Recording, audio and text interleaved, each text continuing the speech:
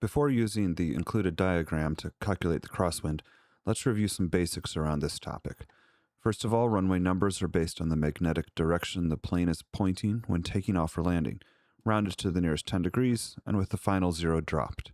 So runway 29 faces around 290 degrees, west-northwest, runway 32 points north-northwest, and runway 6 aims to the east-northeast. Winds are reported by the direction they are coming from, so a north wind, like in the question, is coming from 360 degrees, blowing south. Ideally, we want to take off or land directly into the wind. In this case, that would be runway 36.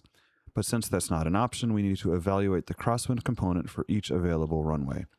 Start with finding the angle between the wind and each runway.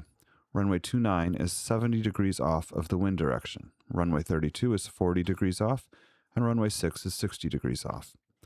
Runway 32 has the smallest angle, so it will have the lowest crosswind, but we still need to check to make sure it was within the 13-knot limit stated in the problem.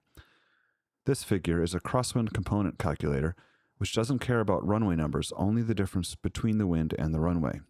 Our candidate for best runway has a 40-degree crosswind, a 320-degree runway into a 360-degree wind.